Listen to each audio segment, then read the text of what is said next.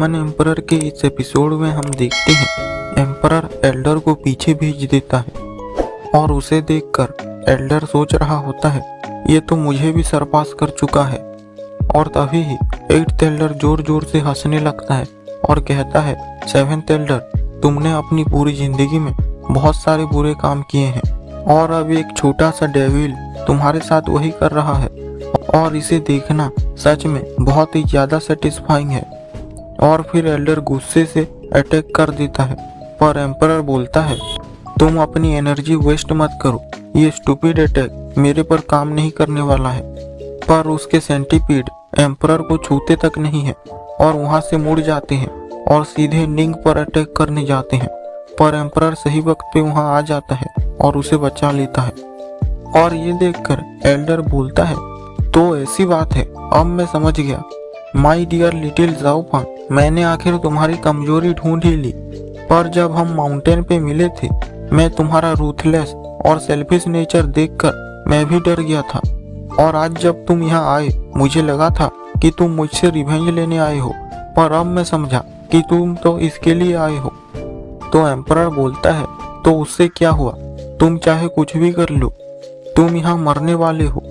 और फिर Elder emperor पे अटैक करते हुए बोलता है पर आज तुम इस लड़की की वजह से सॉफ्ट हो गए हो, इसलिए जीत तो मेरे ही हाथ में है। और फिर वो बोलता है arcane arts demonic mask sale. और फिर उस बड़े से मास्क को देखकर 8th एल्डर बताता है कि ये टेक्निक नॉर्मल टेक्निक से बहुत ही ज्यादा अलग है, क्योंकि ये सीधे ओपोनेंट की लाइफ फोर्स पर अटैक करता है और इसे ब्लॉक भी नहीं किया जा सकता है। और अगर ये अटैक उसे लगा तो या तो वो अनकॉन्शियस हो जाएगा या फिर उसकी बॉडी और सोल डिस्ट्रॉय हो जाएगी। फिर एल्डर एम्परर से बोलता है अगर तुमने इसे डॉज किया तो ये सीधे जाकर उस लड़की पे लगेगा और मुझे नहीं लगता कि तुम उसे उठाकर मेरे अटैक से भाग पाओगे। एम्परर बोलता है ये मेरी है, जब तक मैं यहाँ हूँ तुम उसे कोई भी चोट नहीं पहुंचा पाओगे। और फिर एल्डर उस बड़े से मास्क से अटैक करता है और वो अटैक जाकर सीधे ही एम्परर पे जाके लगता है और सब लोग उसकी तरफ देखने लग जाते हैं। एल्डर बोलता है छोटी लड़की, ये लड़का तुम्हारी वजह से ही मरा है। और ये सुनकर निंग बहुत ही ज्यादा जोर से रोने लग जाती है और उससे माफी मांगने लग जाती है। पर तभी ही एम्परर की आवाज सुनाई देती है, वो कहता है तुम इस बुढ़े के सामने मत रो, तुम जितना रोओगी इसे इतना ही ज्यादा खुशी मिलेगी। और ये देखकर एल्डर बोलता है ये नामुमकिन है, ये कैसे हो सकता है, तुम उससे बच कैसे गए। एम्परर बोलता है तुम्हें लगता है कि तुम मुझे इस जैसे अटैक से मार सकते हो। और उसके माथे से वही ब्लू कलर का फायर निकलने लगता है और फिर वो उस अटैक की पावर को अपने हाथों में एक बॉल के फॉर्म में इकट्ठा कर लेता है और जैसे ही वो अपनी मुट्ठी बंद करता है वो गायब हो जाता है। और फिर वो कहता है अब मैं सीरियस हो रहा हूँ। एल्डर बोलता है क्या सीरियस हो रहे हो, तो तुम कह रहे हो कि तुम अभी तक सीरियस नहीं थे और तुम अपनी फुल पावर का इस्तेमाल नहीं कर रहे थे। एम्परर बोलता है 7th एल्डर, तुम ही ने मुझसे कहा था कि जब एब्सोल्यूट पावर का इस्तेमाल करके लड़ते हैं तो सारी चालें बेकार हो जाती है, और वही बात आज मैं तुम्हें बोलता हूँ। सिर्फ एक ही मूव, मैं सिर्फ एक ही मूव का इस्तेमाल करूंगा और तुम्हारा सर मेरे हाथ में।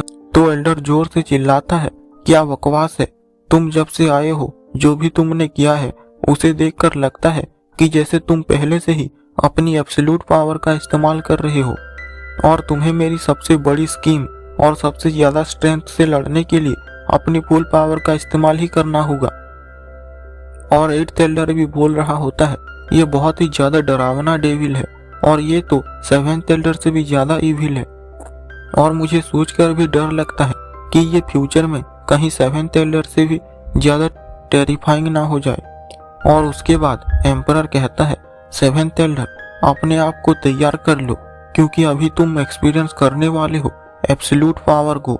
और वो उसकी तरफ बड़ी स्पीड से चला जाता है। तो एल्डर अपने सेंटीपीड से उस पर बहुत सारे अटैक करता है, पर एम्परर उन सबको बहुत ही आसानी से डॉज कर लेता है।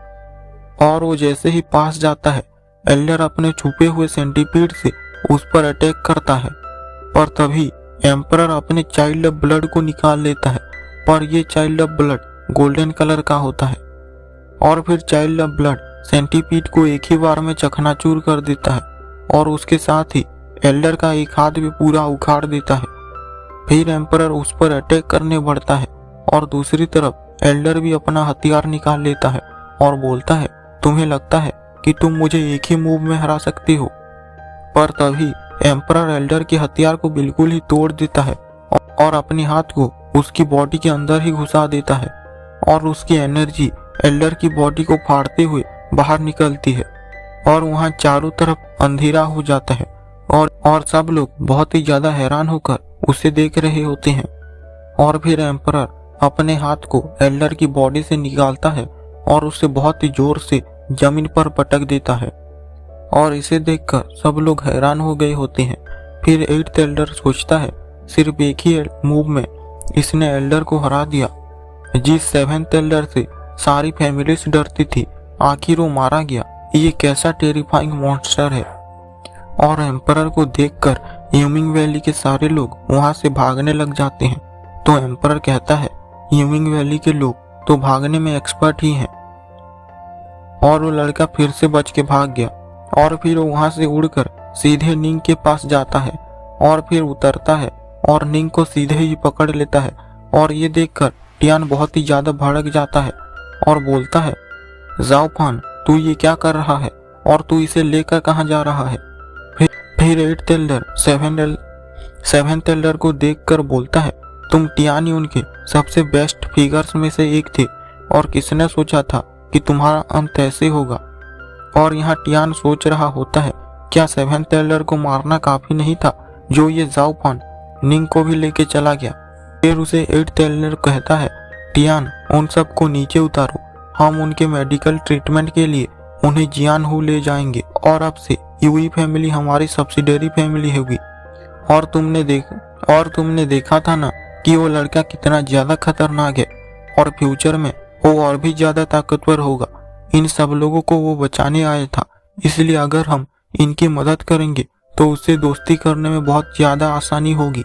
और लेकिन अगर हम उसके एनिमी बन गए तो हम उसे हराने के लिए इन सब लोगों को हॉस्टेज की तरह यूज कर सकते हैं। तो टियान गुस्सा होकर सोच रहा होता है, तो हम यूई फैमिली को मेरे लिए नहीं बचा रहे हैं बल्कि उस बास्टर्ड जाओ फान के लिए ये सब कर रहे हैं। और अगर ये कभी निंग को पता चल गया तो मैं तो अपना मुंह भी उसे नहीं दिखा पाऊंगा। और फिर कहीं एक कोने में मिंग बहुत ही डरा हुआ होकर बैठा होता है और बोल रहा होता है, मैं जहाँ जाता हूँ वो वहीं पर क्यों आ जाता है, आखिर उससे मुझसे दुश्मनी क्या है। और उसने पहले दोनों एल्डर को मारा और फिर मेरे मास्टर को भी। और फिर हम देखते हैं कि एम्परर निंग को उड़ाकर सिटी से बाहर ले आता है और फिर वो एक जगह पर रुकता है और फिर निंग को उतारता है और बोलता है, हमारे बीच एक एग्रीमेंट हुआ था कि तुम अगर मुझे गाइड करोगी तो मैं तुम्हें सिटी से बाहर ले जाऊंगा और अब मैंने ये प्रॉमिस पूरा कर दिया। और चारों तरफ देखकर निंग बहुत ही ज्यादा खुश हो जाती है और बोलती है, तो ये है सिटी के बाहर का एरिया, मैं इसे पहली बार देख रही हूँ और आखिर में सिटी से बाहर आ गई। तुम्हारा बहुत बहुत शुक्रिया ब्रदर साहब। तो एम्परर कहता है, कोई बात नहीं, यही तो हमारा एग्रीमेंट था। और निंग लगता है कि हमें एक दूसरे को गुड बाय बोलने का टाइम आ गया है। निंग बोलती है, तुम कहाँ जा रहे हो। एम्परर बोलता है, मुझे भी नहीं पता, पर मुझे बहुत सारी चीजें करनी है अभी। निंग बोलती है, तो फिर मुझे भी साथ ले चलो।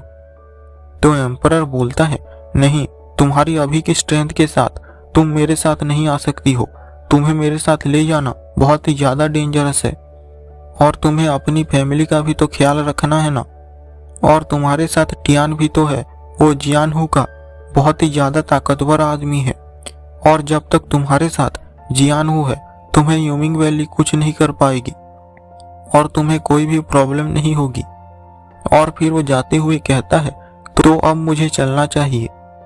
तो फिर निंग पूछती है, ब्रदर जाओ, तो फिर हम कब मिलेंगे।